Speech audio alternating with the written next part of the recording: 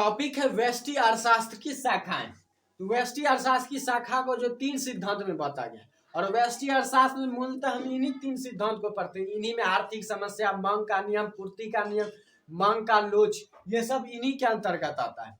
तो वस्तु कीमत सिद्धांत में जो हम लोग वैसे सिद्धांतों को पढ़ते हैं जिससे हम जो है वस्तु का कीमत कैसे निर्धारण किया जाए इसके बारे में हम पढ़ते हैं, अध्ययन करते हैं। इसमें वस्तु का निर्धारण, वस्तु का कीमत निर्धारण कैसे किया जाए, इसमें इस चीज को पढ़ते हैं। इसमें पढ़ते हैं कि वस्तु के उत्पादन में जो साधन लग रहा है उसका कीमत कैसे निर्धारण किया जाए, इसमें साधन का कीमत कैसे निर्धारण किया जाए इसके बारे में पढ़ते हैं। और इसमें पढ़ते हैं कि मान लीजिए साधन के अनुसार हमने वस्तु का उत्पादन भी कर दिया तो उस वस्तु को लोगों के बीच, उपभोक्ता के बीच कैसे बांटा जाए कि हमें आर्थिक कल्याण सबसे ज्यादा प्राप्त हो।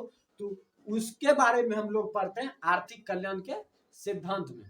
तो ये 3 सिद्धांत। और वस्तु कीमत निर्धारण में जो है हम लोग 2 चीजों को ध्यान में रखते हैं, मांग पक्ष को भी और पूर्ति पक्ष को भी। मांग पक्ष में उपभोक्ता का ध्यान रखा जाता है, उपभोक्ता को किस चीज की जरूरत है और वह कितनी मांग किस चीज की कर रही है। उसके बाद पूर्ति तभी हो पाएगी जब हम लागत को देखेंगे। मान लीजिए 10 रुपया हमको किसी वस्तु के उत्पादन में लगा है तो हमें उसे 15 रुपए में बेचना पड़ेगा, 11 रुपया में बेचेंगे, 12 रुपया में बेचेंगे, प्रॉफिट कमाने के लिए तभी तो हम बेचेंगे। तो लागत को देखकर ही हम उस वस्तु का कीमत फिर निर्धारण करते हैं। इसलिए जो वस्तु की कीमत में हमें पूर्ति पक्ष को भी देखना जरूरी होता है। इसलिए जो वस्तु कीमत सिद्धांत में मांग पक्ष और पूर्ति पक्ष दोनों का समावेश होता है। और साधन कीमत में हम 4 चीजों को देखते हैं, मजदूरी देखते हैं, लगान देखते हैं, ब्याज देखते हैं, लाभ देखते हैं। क्योंकि कोई भी अगर वस्तु हम उत्पादन करते हैं तो उसमें मजदूरी जरूर लगती है। किसान गेहूं का उत्पादन अगर कर रहा है तो उसको मजदूर की जरूरत पड़ेगी बीज रोपने में, उसको साधन जो है लगान जो है लगान देना पड़ेगा, टैक्स देना पड़ता है।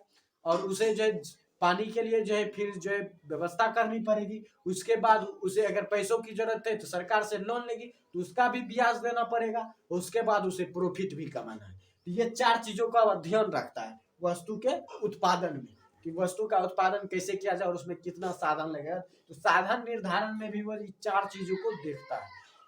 उसके बाद आर्थिक कल्याण का सिद्धांत तो समझ गए। अगर मान लीजिए हमने गेहूं का उत्पादन कर दिया, तब गेहूं का उत्पादन कर दिया, तब गेहूं है हमारे पास, अब उन्हें जो लोगों में इस तरह से बांटना है कि सबको जो आर्थिक कल्याण प्राप्त हो और सबसे ज्यादा आर्थिक कल्याण प्राप्त हो। ऐसे अगर मान लीजिए हम एक ही लोग व्यक्ति को सारा गेहूं देंगे, बाकी तो उससे वंचित रह गया, तो बाकी के लिए तो आर्थिक कल्याण नहीं हो पाएगा।